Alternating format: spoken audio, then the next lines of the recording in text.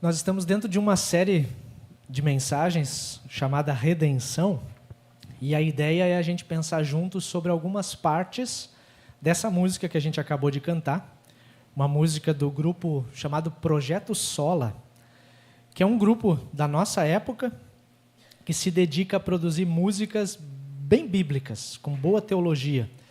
Até recomendo, se você não conhece as músicas do Projeto Sola e gosta de ouvir música cristã, procura nos lugares onde você ouve música, porque tem música muito boa lá. Na primeira mensagem, o nosso tema foi Ele decidiu me amar. Quando a gente pensou um pouco no amor que Deus tem por todos nós, um amor que é diferente do que a gente costuma chamar de amor no dia a dia. Um amor que extrapola a nossa compreensão. Já no último sábado, nós conversamos sobre aquela parte, que é quase um refrão da música, o passado já não mais tem poder, pois novo eu sou. E aí os textos bíblicos nos ajudaram a perceber a influência do passado sobre a nossa vida, tanto para coisas boas quanto para coisas ruins, e o poder do Evangelho de nos libertar do pecado e nos libertar das marcas que o pecado deixa em nós. Hoje, a nossa conversa será sobre Jesus Cristo, Rei dos Reis. E as duas leituras que nós ouvimos, talvez alguns de vocês lembraram quando ouviram isso, elas são muito usadas no Domingo de Ramos, que é sempre uma semana antes da Páscoa. Talvez até vocês pensaram, mas será que semana que vem já é a Páscoa? Não, ainda não. Quem está acostumado com aquele sistema de leituras, eu só antecipei elas. O Domingo de Ramos é quando normalmente se lembra dessa entrada de Jesus em Jerusalém, montado num jumentinho e aclamado pelo povo como rei. Por isso eu trouxe essa leitura hoje. Nosso tema é Rei dos Reis. E dentro da narrativa bíblica, essa entrada de Jesus em Jerusalém acontece mais ou menos uma semana antes da sua morte e da sua ressurreição. O povo judeu do primeiro século, ele estava muito ansioso por um rei que fosse judeu. A expectativa era grande, porque naquele momento eles já estavam sob domínio dos romanos há mais ou menos uns quase 100 anos já. Roma era uma nação estrangeira que dominava lá em Jerusalém e toda a região da Judéia. Mais ou menos uns 100 anos de domínio romano, e antes disso eles já tinham passado por um longo período de domínio dos gregos. Então, gerações que vieram e sempre subjugadas a nações estrangeiras. Era um tempo difícil para os judeus. Altos impostos, sem quase nenhum retorno. O imposto ia para Roma, né? Roma não estava nem aí com a Judéia, só queria manter a ordem e garantir o seu dinheiro, né? A liberdade bastante restrita, por isso a gente ouve tanto nos evangelhos sobre soldados romanos em meio à cidade. Os soldados romanos era como se fosse uma polícia estrangeira, truculenta, né? Aquele ódio dos judeus e os judeus odiando romanos. E essa era a autoridade que tinha lá. E uma das poucas coisas que eles ainda podiam fazer com alguma liberdade era o seu sistema religioso. Os sacrifícios no templo, os cultos, né? Como eles faziam na antiga aliança. Por isso que a gente vê também no Novo Testamento as figuras de autoridade judaicas. Aparece lá o nome do Caifás, do Anás, que eram líderes religiosos, o próprio Sinédrio, também chamado de Conselho Superior. Existia essa autoridade judaica, mas todos eles precisavam se submeter ao representante de Roma na região, que naquele momento era o Pilatos. O nome dele entrou no credo, né? E o Pilatos se submetia ao imperador romano, que naquela época era o Tibério. E Jesus entra na cidade de Jerusalém, aclamado como rei. Bendito é o rei de Israel. Isso deve ter soado como uma provocação. Afinal, eles tinham um rei muito bem definido, e não era judeu, e nem poderia ser judeu. Na verdade, quando Jesus ainda era um bebê, os magos vieram a Jerusalém procurando pelo rei dos judeus. Isso foi lembrado há pouco tempo atrás, quando a gente celebrou o Natal. E é interessante que a temática de rei e de reino, ela aparece bastante no Novo Testamento. As pessoas se perguntam se Jesus é o rei prometido. Pilatos, naqueles momentos finais com Jesus, perguntou se ele era o rei dos judeus, Jesus não deu resposta para ele, ficou quieto. Nos evangelhos, o próprio Jesus uma vez se referiu a ele mesmo, falando do seu retorno em glória como rei. Só que para nós, no século XXI, aqui no Brasil, a figura de um rei é uma coisa muito distante. O pouco que a gente sabe sobre reis são das histórias que a gente ouviu, dos filmes de época que a gente assistiu. Só que naquele momento a figura de um rei incluía para eles, né, a imagem de poder, de domínio, uma autoridade suprema e até mesmo de aplicação da justiça. O rei governava, o rei decidia, o rei julgava. Naquele contexto não existiam os três poderes como nas democracias recentes. O rei era o soberano sobre tudo e sobre todos. Tanto que o Império Romano depois perseguiu os cristãos porque os cristãos não chamavam o imperador de Deus. Chegou numa evolução tamanha que o rei é o Deus na terra. E esse é o clamor do povo judeu quando Jesus está entrando na cidade, montado no jumentinho. Eles pegaram ramos de palmeiras, da planta, né? E saíram ao seu encontro gritando, Hosana. Bendito é o que vem em nome do Senhor, bendito é o Rei de Israel. É o que está escrito em João 12. As palmeiras, os ramos, eram um símbolo nacional para eles. Quando um judeu pegava uma palmeira na mão, era como se ele estivesse pegando a bandeira do seu país. E a multidão gritava, Hosana. E o que quer dizer Hosana? Quem se acostumou com a liturgia histórica da igreja, provavelmente cantou Hosana repetidas vezes, todo final de semana, e às vezes sem saber o que significa aquilo que está cantando. Hosana, Hosana nas alturas, né?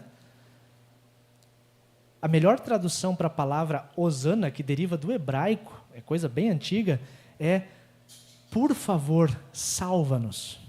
É um clamor assim, Senhor, por favor, salva a gente. Nós precisamos de salvação e reconhecemos que essa salvação está em Ti, por isso nós te pedimos. É basicamente isso que eles estão gritando.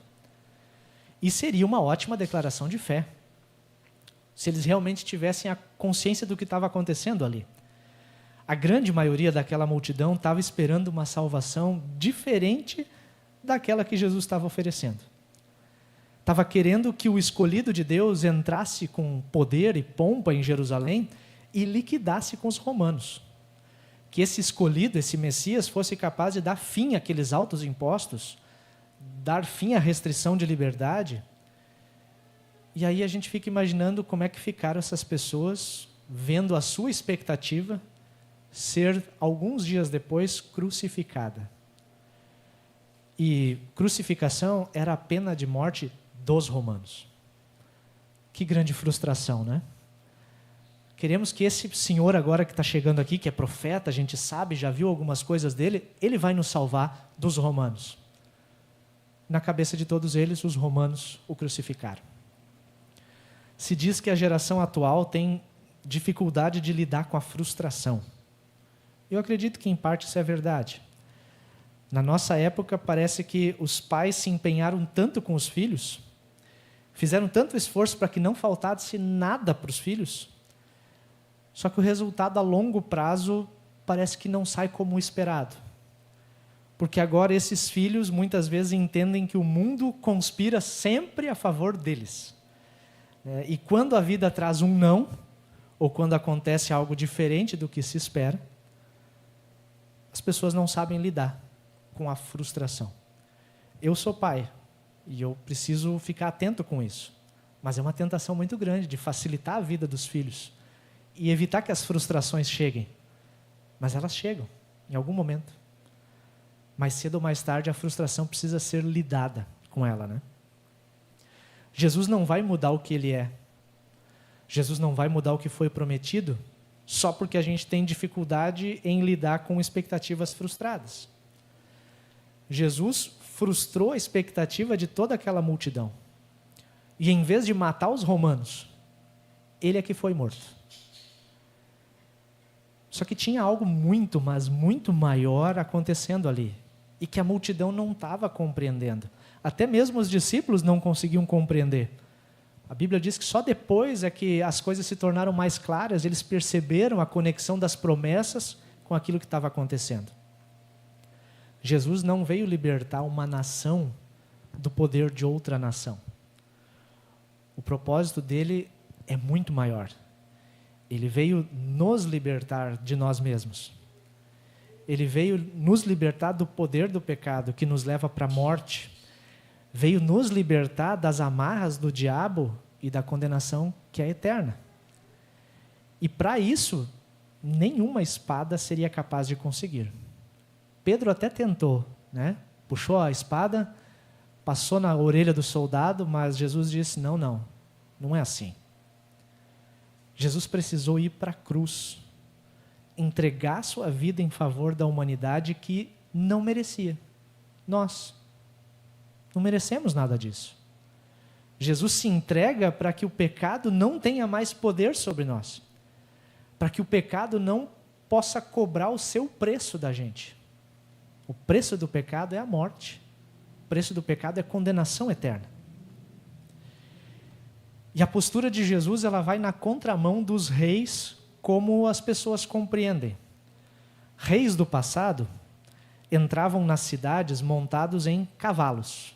Os melhores cavalos, geralmente, era a montaria do rei. Branco, né? Porque dá aquela imponência, assim, no meio dos outros, esse vem no cavalo branco. Uma grande comitiva de pessoas nobres acompanhando e, às vezes, até trazendo os prisioneiros de guerra para mostrar sua força, o seu poder. Já deve ter visto imagens parecidas em algum filme de época. Jesus é o rei que vem montado num filhote de jumento. E olha que naquele contexto, cavalos eram os animais dedicados à guerra. A própria leitura de Zacarias, nos lembrou que esse rei que vem montado em jumentinho acabaria com os cavalos de guerra. Jumentos, na visão judaica, carregavam um simbolismo de paz. Salomão, descendente de Davi, entrou em Jerusalém montado num jumento. Jesus é o verdadeiro descendente de Davi. Ele entra trazendo paz. Em vez de nobres, né, consigo mesmo, Jesus é aclamado por pessoas simples, pelo povo. Uma multidão que estava sendo oprimida, judiada, e a maioria deles com expectativas erradas. Era gente que não merecia nada de especial. Ele nos revelou graça para quem não merece. Em vez de cavalo, Jesus montou um jumentinho. Ele nos trouxe paz. A gente já ouviu ou até mesmo viu em filmes aquelas histórias de guerra do passado. Eu até procurei imagens, mas não achei nenhuma bonita assim que fosse trazer o que eu queria trazer para vocês. Mas imaginem aquelas cenas do campo de batalha, né?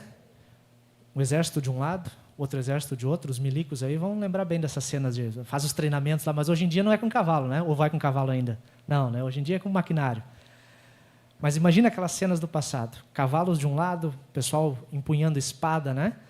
O rei até ficava junto no campo de batalha, participava das lutas, mas geralmente ele era protegido pelos seus soldados. Não era comum que se colocasse um rei na linha de frente, porque a linha de frente é a que morre primeiro, né? E uma imagem que me vem à mente de alguns filmes que eu já vi é o exército ou o povo, né, quando eles vão para a luta, para a batalha, se propondo a lutar, se propondo a dar a vida na batalha, e o grito de guerra do povo era pelo rei, né?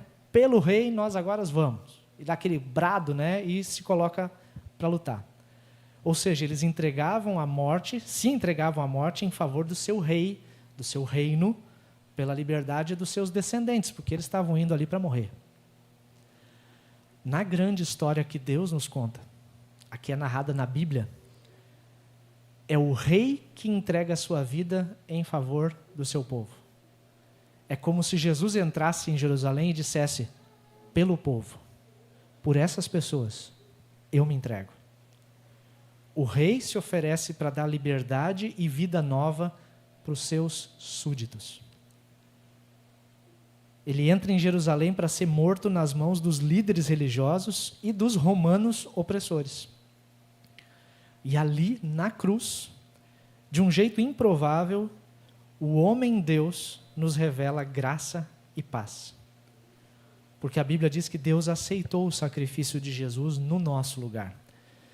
Jesus ressuscitou, viveu de novo e recebeu toda a autoridade no céu e na terra. Por isso ele é chamado de Rei dos Reis. Na carta aos Efésios, isso é dito com mais clareza, embora não apareça a expressão Rei dos Reis.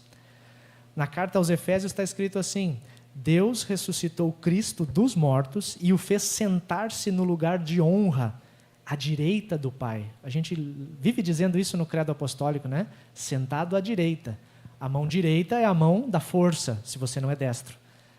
É ali que mora todo o poder, ali foi dada toda a autoridade.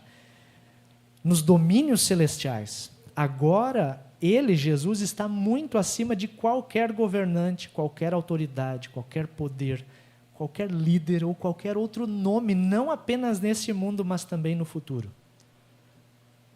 Jesus não é só rei, ele é Rei dos Reis. Ele está acima de todos os que exercem qualquer autoridade. Ele já governa desde agora céus e terra. Talvez a gente não perceba, porque as nossas expectativas às vezes não são as melhores, nem as reais, nem as prometidas. Mas ele já governa e vai reinar para sempre. No livro de Apocalipse, Apocalipse é um livro complicado de entender, não é à toa que ele está no final da Bíblia, tem muitas visões, símbolos. Se você vai começar a ler a Bíblia, não começa por Apocalipse, né? É bom que isso seja mais tarde. Você já precisa conhecer um pouco de Bíblia para entender ali. Mas ali no Apocalipse, muitas vezes Jesus é retratado como o Rei dos Reis. E isso é bastante significativo. Porque quando Apocalipse foi escrito, cristãos estavam sendo perseguidos e mortos por reis e governantes humanos. E num momento em que as pessoas estavam sentindo na pele o poder dos reis, das autoridades, sacrificando suas vidas só por confessar a sua fé no Salvador Jesus, não se dobrar ao imperador romano, o Senhor se revela como o Rei dos Reis. É como se Deus estivesse dizendo para os seus filhos: vocês estão preocupados com as suas vidas porque os reis humanos estão fazendo algo contra vocês? Aguentem firme, confiem, porque Jesus é o Rei dos Reis. E num trechinho lá em Apocalipse 19, eu copiei pedaços de alguns versículos para a gente não fugir muito da ideia, porque tem muitas visões simbólicas. O apóstolo João escreve: eu vi o céu aberto e surgiu, aí sim, um cavalo branco. Aí não foi mais jumento. O seu cavaleiro se chama Fiel e Verdadeiro. Conhece alguém que é fiel e verdadeiro? Vestia um manto encharcado de sangue. Quem foi o fiel e verdadeiro que entregou o seu sangue? E que seu nome era Palavra de Deus. Em seu manto e na sua coxa estava escrito o nome: Rei dos Reis, Senhor dos Senhores. É significativo que Apocalipse diga isso. Porque naquele último dia, o Rei dos Reis não monta mais o jumentinho. Mas ele vem, daí sim, num cavalo branco, porque ele vem para julgar. Julgar tanto os vivos como os mortos. E o critério de julgamento na Bíblia é fé. Os que creram serão salvos, os que não creram, condenados. E toda a criação vai ser obrigada a reconhecê-lo como Rei dos Reis e Senhor dos Senhores. A gente não botou essa música hoje, mas a gente canta muitas vezes: todo joelho se dobrará ao Senhor, toda língua confessará, porque no último dia não vai ter como dizer: não, acho que não. É sim, Jesus é, e ponto final. Enquanto esse dia não chega, para refletir e praticar. Que expectativas você tem em Jesus? Isso é algo que dá bastante pano para a manga. Quais são as expectativas? O que você espera de Jesus? Ele já frustrou algumas das suas expectativas? Algumas vezes vocês esperaram algo de Deus, de Jesus, e não foi como vocês imaginaram? Eu sei que tem uma boa parte das pessoas que se dizem frustradas com Deus Porque, na verdade, elas esperaram coisas que Deus não prometeu. Isso acontece bastante. A gente espera que Deus faça alguma coisa, mas não tem promessa nenhuma de Deus dizendo que Ele vai fazer assim. Enquanto há muitas promessas, sim, que Ele disse, isso Ele vai cumprir. E no tempo dele Ele vai fazer. E eu me pergunto se a nossa dificuldade com frustrações no dia a dia, às vezes não afeta também a nossa relação com Deus. Porque Deus não está aí para fazer todas as minhas vontades. Eu é que estou aqui para fazer a vontade dele. É bem diferente. Mas quando Deus não faz o que eu quero, muitas vezes eu não sei como lidar com isso. E às vezes a gente age como filhos mimados, birrentos, que batem o pé e dizem, não, né, não está certo assim. Como se a gente tivesse essa autoridade para dizer isso. Que expectativas você tem em Jesus? E a segunda, o que significa na tua vida o fato de Jesus ser rei? A gente canta isso, em várias músicas hoje a gente está dizendo que Jesus é o rei dos reis, Ele é rei. Jesus é rei dos reis, mas que impacto tem isso na tua vida, no teu dia a dia? Pessoas exercem autoridade o tempo todo, em algum lugar. Autoridades têm a capacidade de influenciar o nosso dia a dia. Às vezes a gente se preocupa com o que está acontecendo lá, né? A gente olha, os Estados Unidos tem um presidente e ele fala de guerra com outra nação e a gente começa a ficar preocupado e agora vem a Terceira Guerra Mundial. Talvez, não sei. Sobre isso Jesus não prometeu nada, nem predisse nada. Mas Ele disse que Ele está acima de tudo e de todos. Ele é rei, Ele já reina, e não tem nada que escape dos seus olhos. E só isso, só de saber que o nosso Deus é rei, que está acima de todos os reis, acima daqueles que acham que tem toda a autoridade do mundo, já é uma grande coisa. Amém.